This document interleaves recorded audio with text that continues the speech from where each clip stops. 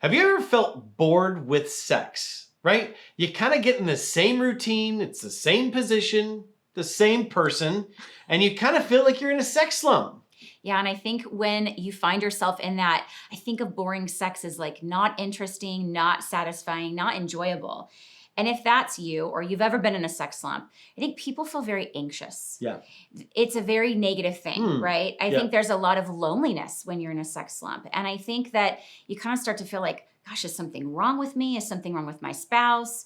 Like, could it be better than this? And I think that people feel really stuck. Yeah. Like if you think, like we got married really young, it's like, is this how it's going to be for the next 20, 30, 40, 50 years of our life where we're going to have unsatisfying sex? Yes, so in this video, we are gonna give you some great ideas to help beat bedroom boredom. Woohoo! But before we go into there, I just wanna give you this analogy. Now, in 2020, I bought my first brand new car. I was so excited. It was a Subaru Crosstrek. I put knobby tires on it, a lift kit, a light kit. I made it very manly. He really a dad wagon. Liked this car. Yes. Likes this car. And I washed it every week. I got it waxed. You wouldn't let us eat in the car? No, of course. No, it's a new car. Yeah. You mentioned the car smell, the new car smell, for probably a good solid 6 months, Yes. like every day. I was like, ooh, it smells good. Yes. Well, time has passed. It's been 4 years. I've taken it to the beach too many times to count. There's sand everywhere. Been on road trips. It's just the car I get into. I don't wash it maybe but every other month. Yeah. We eat in the car now. We eat in the car. The new car smell has faded. Yeah. Yeah, it's not there anymore. It's kind of, it's just my car. You still love it. I do. You love your car. But there are days that go by, I don't even think about what kind of car I'm driving. Yeah. It just takes me from point A to point B, and it gets me there, and that's it. Yeah. And oftentimes that's what happens in marriage, right? Once the novelty of this new person wears off, we kind of find ourselves going, it's just the same person. And we get into this routine and you kind of feel like you're in a slump. And the problem with Megan and I is we didn't talk about our sex life. We didn't know how to talk about our sex life. We didn't even know we were supposed to talk about our sex life. I don't even think we knew we were bored in the bedroom. No. I don't think we even knew what was supposed to be expected. Yeah. Yeah. We just kind of accepted it. But to clarify, you still love your Subaru. Is that an analogy for you? Yeah, it's not like you don't love me anymore. Yeah, just to clarify, because I love the analogy. I still love my Subaru. Yeah, it still gets you from point A to B. It does. You still have some good fun rides in it. It's a good analogy though, right? It's exciting in the beginning, and I think all couples can find themselves in a sex I'm still slump. really proud of my Subaru. Good. So let's talk about some reasons why couples can find themselves bored in the bedroom. And I think the number one reason that we see and that we've experienced in our marriages, they're just in a routine, right? Yeah. We're creatures of habit. We like the same position. We like the certain time of the day. We like the same foreplay techniques, and we just kind of find ourselves falling into the same kind of routines and habits in the bedroom. Another reason is couples don't talk about their sex life. And maybe that's because they come from a conservative background or they feel like it's taboo or awkward, but they're not talking about their sex life, and that becomes an issue. Another reason why is there's no emotional connection out of the bedroom. And I think this is common for couples who don't make time for each other out of the bedroom, and then they want to be intimate in the bedroom, and it just doesn't work.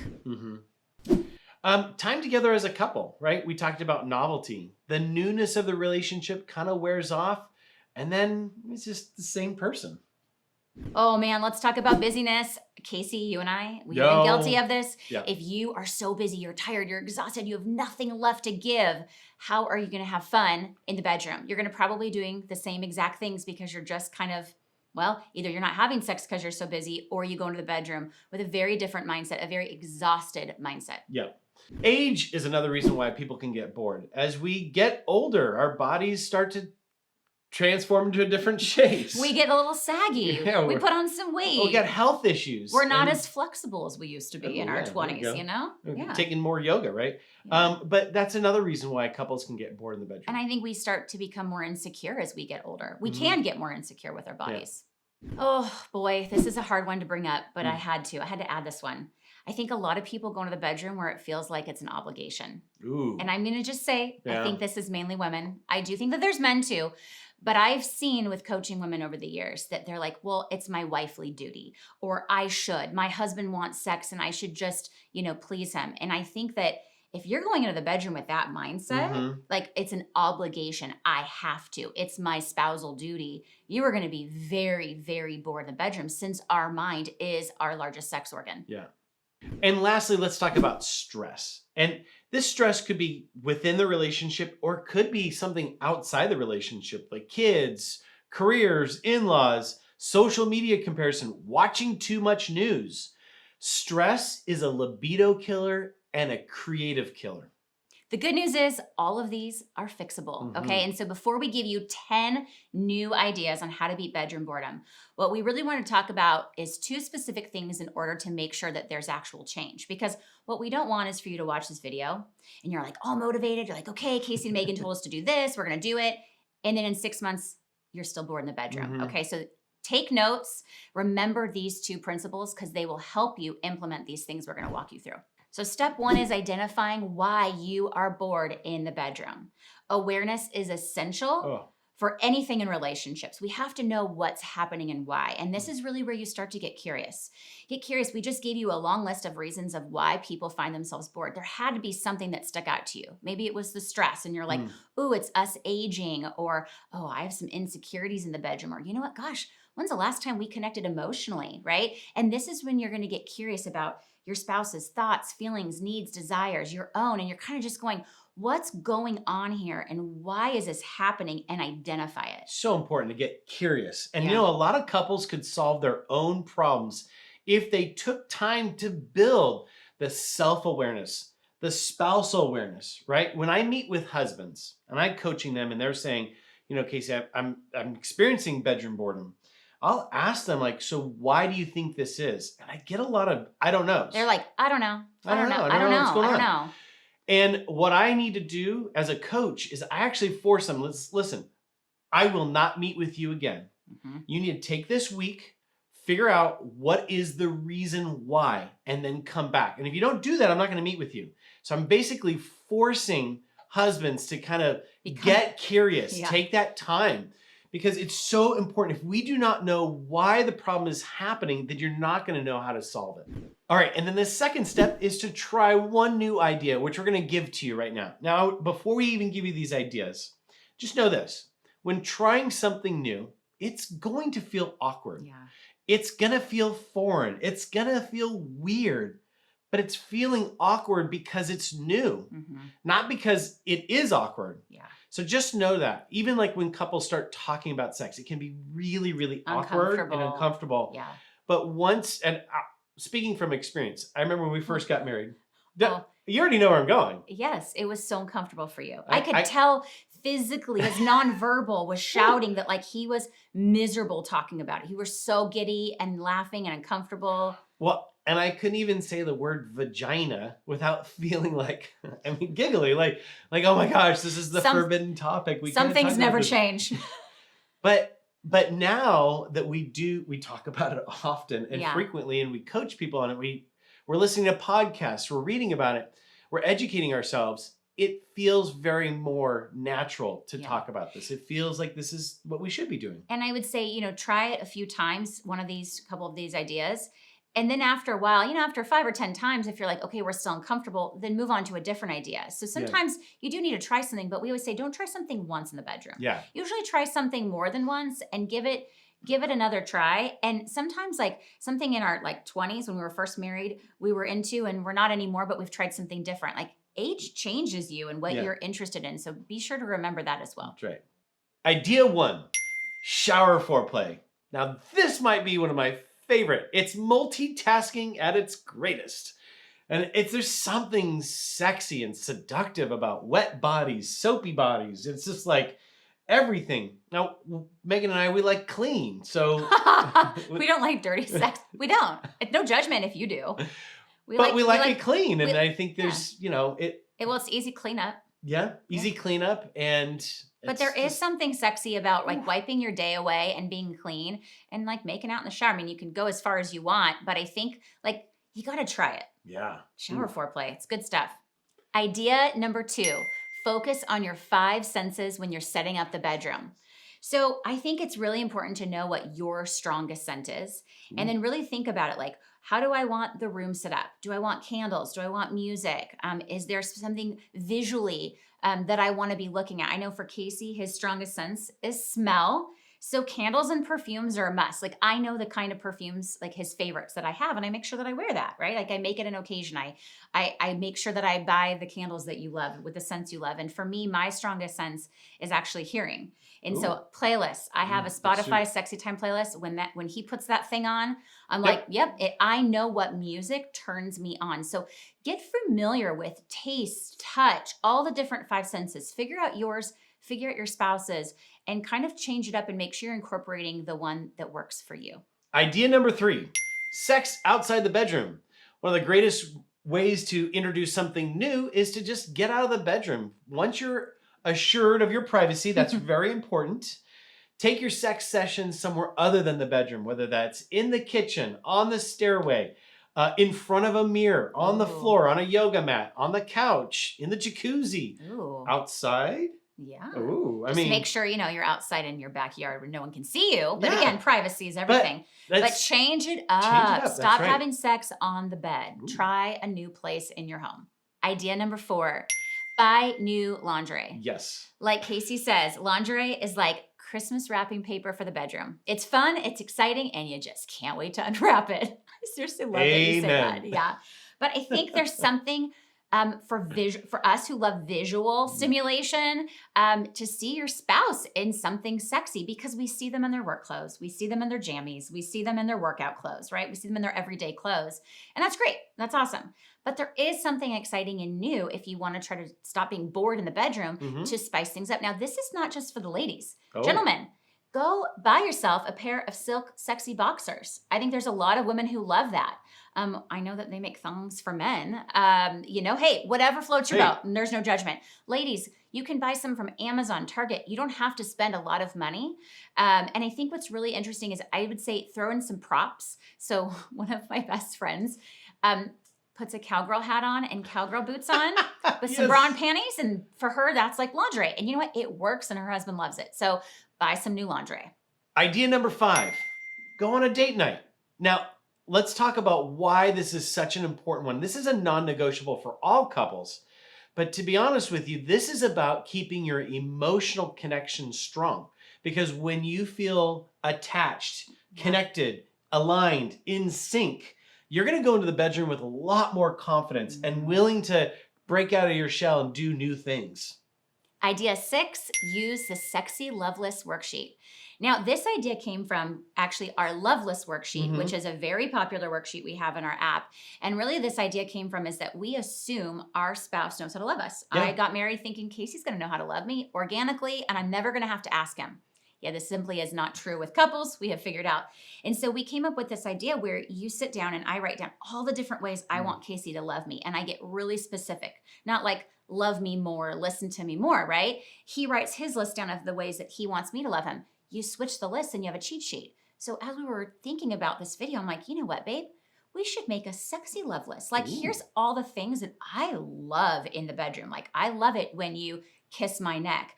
I love it when you shower before sex. I love it when you light the candles or put on my Spotify list. I get turned on when you kiss my nipples. Like, whatever that is, get specific. And I think that if you had this sexy love list and you were able to make your own love list, there would be no more guessing. No. It would be like, here's the way that I get turned on. Here's the positions that I love. Here's the things that I want you to do in the bedroom. And I want to know those things. Absolutely. I want to know those things because I want to do those things to get you in the mood. So now you have access to that Sexy Love List worksheet. Highly recommend doing it. Now I want to clarify, these are not demands. It's not like you're writing them down and you're like, you have to do these. Yeah. They're suggestions, okay? And ideally you would talk about it with your spouse, but I really want you to use this worksheet, use this tool because it will help you beat bedroom boredom. Idea number 7. Moan and use central breathing. I do want to say, if you want to beat bedroom boredom, be a little bit more vocal in the bedroom. Heck yeah. Right? Yeah. I mean, when you are moaning, it's a sign that someone is enjoying themselves. And sometimes we repress that and we keep that to ourselves. But when you moan, I think, especially if I hear that from my partner. Yeah, it's a turn on. It's a turn on for me because I'm like, okay, she's enjoying this. And even sensual breathing, it's just another way to, especially if your hearing is one of those strong senses you have, and you hear your partner doing that. And that's why I say, like, if you have kids and you don't want them to hear you moan and have sensual breathing, bathroom fans, Spotify playlist. Turn up that volume. Who cares if they think you're having a concert in your bedroom? You'd rather have them hear the music than use sensual breathing, because I think that a lot of people get nervous, like, oh my gosh, what if my kids hear me? They may. Well, hopefully they won't pick up on it. It's kind of like a lot of people go into like whisper mode when they're having sex and they have kids in the house. Yeah. And every once in a while, of course, if the kids are out, you be vocal. Be more vocal and loud when the kids are out of the house. Yeah. Idea number 8, use a vibrator. Oh my gosh. Sure, if it's that loud, I hope it's not that loud. If it is, you need a new one. Okay, don't knock it till you try it. Don't judge me, just hear me out. So, I think vibrators 20 years ago were really something that was much more of a taboo topic than they are now. There's a lot more awareness. They're not supposed to replace your spouse, but they really do enhance and your sexual experience in general. And I think specifically for women, we typically need between 20 to 40 minutes of, stimulation and foreplay. And the reality is we don't always have time for that. And it really speeds up the process, and it makes it so much more enjoyable. And it's definitely, you can't be bored when you're using a vibrator. Yeah. So that's like complete opposite. Well, I remember we struggled even in the first part, because I was like, a vibrator? What? You were insecure. You didn't know. You felt like, wait, does that mean that I'm not satisfying? And none of that is true. That was I think what it is, again, you can't knock it till you try it. And so I always tell ladies, they're like, well, how do you start with this? Send your husband out with the kids. You lock the door, okay? Just even if they're out of the house, lock the door. And just spend 30 minutes don't feel rushed, and just go in front of a mirror and start playing with your vibrator, handling it with your hands first, then move it to different parts of your body. You will figure out what you like and how to use it, and then you can coach your husband on how to use that. But I say it's really gonna beat that bedroom boredom if you get a vibrator. Okay, idea number 9, a hotel getaway. I love this idea because it gets you out of the house, and you can make this as long as you want and as short as you want. You mean like overnight or like for a whole weekend? Sure. You can check in at 3, or if you need to get there after dark, it's okay. The thing is that when you're in a hotel, there's no chores, there's no kids, there's total privacy. Yeah. You can moan and groan a lot. You can make as much noise as you want. Yeah. It's just somewhere that's not the house, and it gets you out of your routine and your rhythms. Why is hotel sex so good? Somebody else's towels. Idea number 10, use the sexy Mad Libs activity. So something that Casey and I love to do is we like to play games, board games, cornhole. Like, we're very playful and have fun together. But adding like these sexy, fun activities, they're silly. There's no like truth to it. Like, we have like truth or dare for couples. We have all these different activities at Marriage 365. And one of them we just created is the sexy Mad Libs activity. It was so fun. And it's about a wild night fantasy. And it's going to be silly. And you guys are going to laugh. But doing things like that is just breaking you out of your norm, out of your routine. And we're trying to help you do those things. I know that a lot of people use like dice, or there's like those like love coupons where they're super cheesy. Again, truth or dare. But finding those kinds of fun activities really break you out of your routine. Yeah. So you're watching us and you're thinking, Megan, Casey, this sounds phenomenal. I'm all for beating bedroom boredom. But my spouse would never watch this video. Or my spouse is a vanilla lover. Or my spouse is selfish in the bedroom. Or my spouse can't even say the word penis or vagina without laughing. Or my spouse is a prude and they're uptight. Like, how do I get them to actually be interested in learning and exploring the bedroom? So first off, I want to say, make sure you're not negative about it. Not like you've got an issue, we're struggling, I'm bored in the bedroom. Like, if you say those words, oh my gosh, that's going to trigger them. They're going to feel attacked. They're going to be like, well, great, something's wrong with me. And you don't want them to feel like something's wrong with them. So when you bring this up to your spouse, what I want you to do is make it actually about you. And you keep it really positive. So like, I have kind of felt like we've been like in a routine, and I don't know, I've been thinking about it, and I had this idea that I wanted to try out. What do you think? And you just let them sit with it. And their first response might be defensive, like, oh my gosh, babe, we would never do that. But don't believe their word. Let them sit with it. And then a week later, check in again and be like, hey, remember I brought that up? Like, I kind of want to incorporate something new. Like, do you have any ideas? And then you let them come up with the ideas, but make it a very positive experience. Yeah. And that's kind of what you're going to have to start doing. Well, when it comes to sexual intimacy inside of your relationship, you have to be patient. You have to be loving. You can't make demands. Yeah. And I love that. Keeping it about you, Mm-hmm. it lowers the defensiveness. Remember, sexual intimacy is this beautiful place in your relationship of connection, of fun. I mean, sex is supposed to be fun. Yeah. And so when you're in a slump, sex doesn't have that capital F fun anymore. Yeah. It kind of takes on a different meaning. So again, this is something you have to work at, you have to make time for, and having the conversation is so important. If you love this content and you're hungry for more practical tips and tools that are going to help you succeed in your marriage, then I want you to check out our Marriage 365 app. You can download it for free and you get a free 7-day trial, which means you and your spouse get instant access to videos like this that are going to give you the right mindset on how to have a great marriage. So head to your app store and search Marriage 365, download the app, or click the link below on the bottom of this page.